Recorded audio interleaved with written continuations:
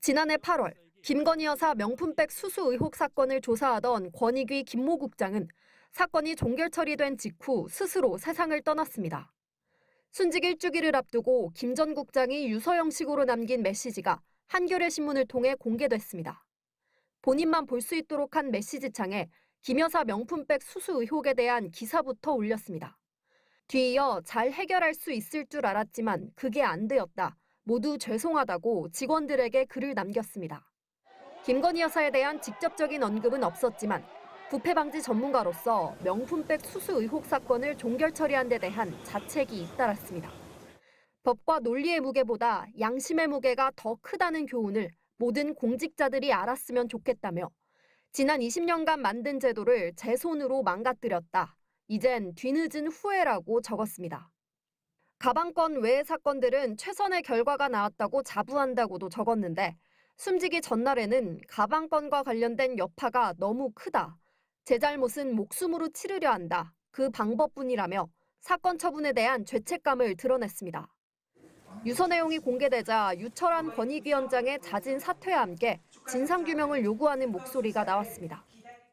윤석열, 김건희 부부의 면죄부를 종용하는 정권의 부당한 명령에 억눌린 고인의 심적 고뇌가 얼마나 컸을지 책임자들에게 반드시 그 책임을 물어야 합니다. 앞서 유 위원장은 김 전 국장 순직 이후 사건 처리에 대한 외압은 없었다면서 일부 권익위원들이 요구한 내부 진상조사조차 진행하지 않았습니다. 사실과 다른 여러 가지 말들이 있는데 신고 사건 처리와 관련된 외압은 없었습니다.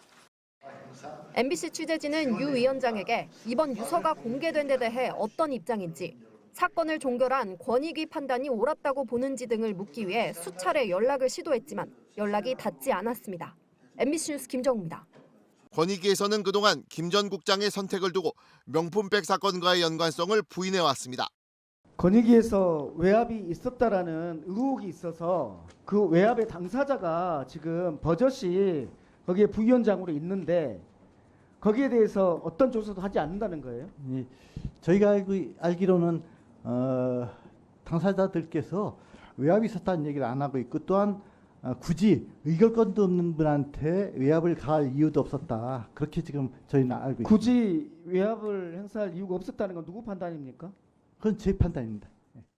김 전 국장의 직속 상관으로 외압 행사 의혹이 있다고 지목된 정승윤 당시 부위원장은 명품백 사건 때문이 아니라 이재명 당시 민주당 대표의 헬기 이송 사건으로 힘들어했다는 취지의 언급까지 하기도 했습니다.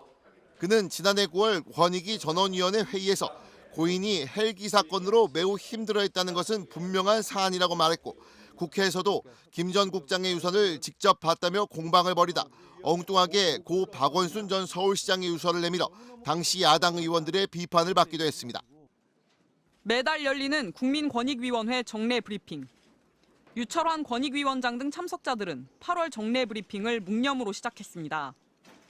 유 위원장은 1시간 가까이 진행된 브리핑에서 김건희 여사 명품백 수수 조사 담당자인 국장급 간부가 이달 초 숨진 과정에서 외압은 없었다고 여러 차례 강조했습니다. 사실과 다른 여러 가지 말들이 있는데 신고 사건 처리와 관련된 외압은 없었습니다. 위원장인 자신이 외압을 가한 적이 없는 데다 권익위원들이 표결로 결정하는 사안인데 실무국장에게 외압을 행사할 필요도 없다는 설명입니다.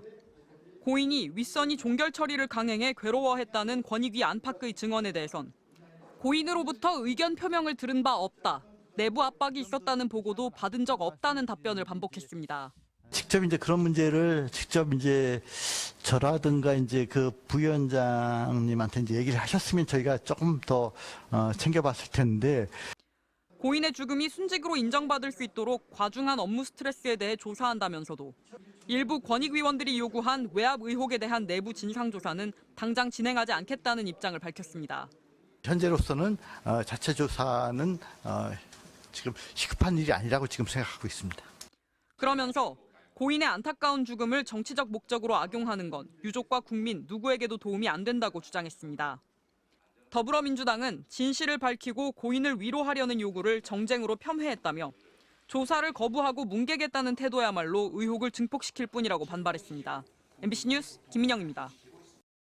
지난 6월 국민권익위원회가 전원위원회에서 김건희 여사의 명품백 수수 의혹 조사를 종결 처리하기로 의결한 다음 날 실무 책임자였던 고 김모 국장 대리는 종결에 반대하며 소수 의견을 냈던 한 권익위원에게 문자를 보냈습니다. 다른 의견이 있었고 권익위 모든 사람이 다 종결이란 결과에 동의하지 않는다는 모습 보여주셔서 정말 감사드린다. 조만간 직접 찾아뵙고 감사 말씀 올리겠다고 썼습니다.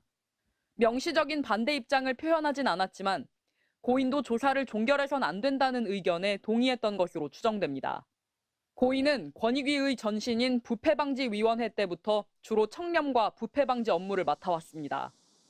복수의 권익위 관계자들은 자부심이 컸던 고인이 최근 사건 이후 많이 힘들어했다고 전했습니다. 한 관계자는 MBC와 통화에서 20년 가까이 부패 방지 업무를 해온 자신이 부정당하는 느낌이라며 힘들어했다고 말했습니다. 고인과 선후배 사이인 또 다른 권익위 관계자도 김건희 여사 사건 조사가 한창일 때부터 조사를 종결할지를 두고 고위 인사와 자꾸 부딪힌다고 말했다. 또 조사 종결 이후 만났을 때는 권익위를 아예 그만두고 싶어해 말렸다고 전했습니다. 야당은 즉시 고인에게 사건을 종결하도록 밀어붙인 수뇌부 인사는 누구냐며 상임위에서 진실을 밝히겠다고 예고했습니다. 국민의힘은 애도를 표하면서 사실관계가 확인되지 않은 상황에서 야당이 안타까운 사건을 다시 정쟁 소재로 삼으려 한다고 맞섰습니다. 다만 여당에서도 잘못된 결정에 대해 죽음으로 항변할 수밖에 없었다면 반드시 바로잡아야 한다며 디올백 사건 결정 과정을 조사해야 마땅하다는 목소리가 나왔습니다. MBC 뉴스 김민영입니다.